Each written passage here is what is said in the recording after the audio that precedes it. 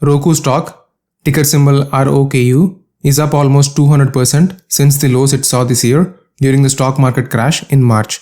After Roku announced a deal with NBC Universal to bring their streaming video channel Peacock to its platform, the stock price of Roku increased another 17.67%. Roku was one of the stocks which I picked as a high growth stock for the long term in a recent video of mine. I will leave a link to that video in the description below if you would like to check that out. So in this video, I'll be talking about Roku stock and what my personal analysis and opinion of Roku stock is. Is Roku stock a buy? Is the stock overvalued? Etc. But briefly, here's what I'll be going through. I'll be talking about the business of Roku, future growth potential of Roku, some key numbers for the stock, and finally, my take on the stock. So let's dive right in. For those of you who do not know what Roku does as a company, Roku sells devices which users can connect to their TV to stream video content. They also sell Roku TVs which have the streaming experience built into the TV. Some of the services which Roku offers on its platform include free services like YouTube, Sky News, Vivo, and Crackle, services which need subscription like Netflix, and services where you can rent or buy video content like Google Play, Cineplex Store, and Cinema Now. With every passing day, more and more people are migrating from consuming video content on a traditional TV or linear TV to consuming video content on a streaming service like Netflix, Hulu, Peacock, Amazon Prime Video, and Disney+. This process has been given the name cord cutting, and the pandemic has been accelerating this process. Businesses like Roku are benefiting greatly from this transition. Like the growth of e-commerce, growth of streaming video content has also been one of the impacts of our increased adaptation and reliance on the internet in our day-to-day life. For example, it has been estimated that the global business-to-consumer e-commerce industry has grown to a whopping $3.35 trillion in 2019, and it was growing at about 15% per year going into the pandemic, which has accelerated even further after the onset of the pandemic.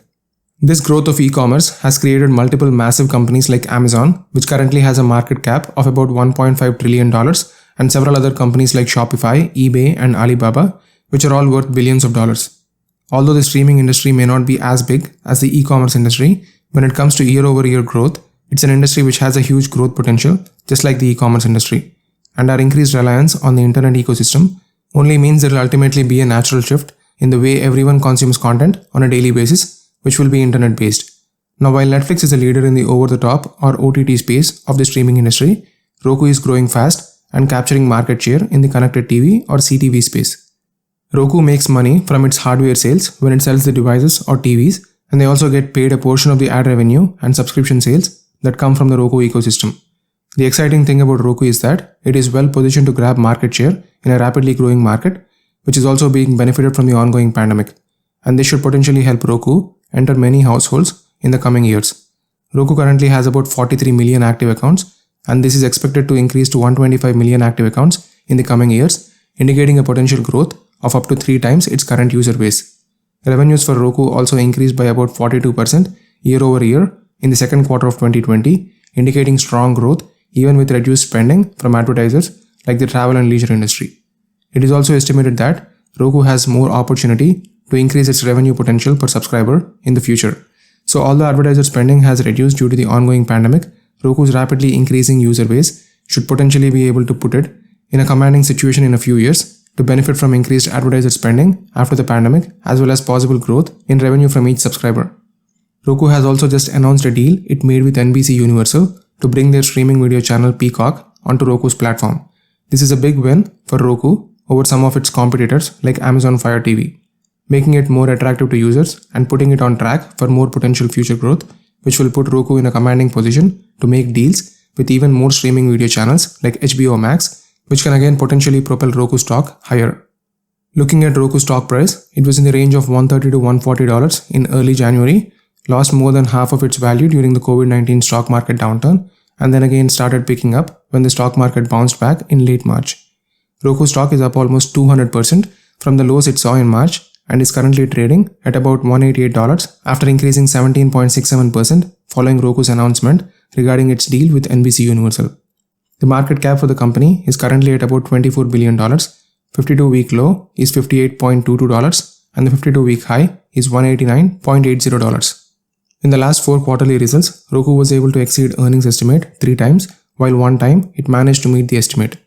The current rating for Roku is a 2.2 on a scale of 1 to 5, where 1 denotes a strong buy and 5 denotes a sell, indicating the rating is predominantly in the buy zone.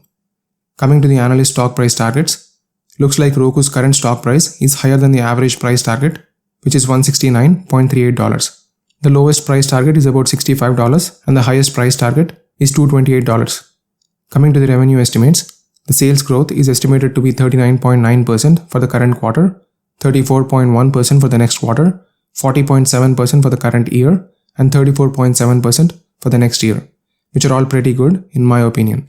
So overall, in my opinion, from a growth perspective, Roku is establishing itself in an industry which is growing fast, and although the ad spending has slowed down a bit due to the COVID-19 pandemic affecting revenues, once the ad spending goes up after the COVID-19 pandemic, I think we can potentially see increased growth in revenues for Roku, which potentially will benefit Roku stock in the long term. So I'm very optimistic about Roku stock for the long term, say the next 10 years.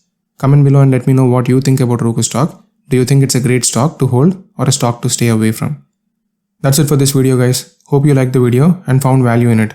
As a disclaimer, I would like to tell you that I'm not a financial advisor, and this video or any of the videos on Explainer Zone are not meant to be investment advice. All the videos in Explainer Zone are only for entertainment and educational purposes, and please do your own research and due diligence before investing in stocks or anything else, as there is a risk associated with them. Thanks a lot for watching, and don't forget to hit the like button and comment down below with your thoughts. If you're new to the channel, consider subscribing, and if you're not, then thanks a lot for coming back. I'll see you guys in the next video. Until then, take care.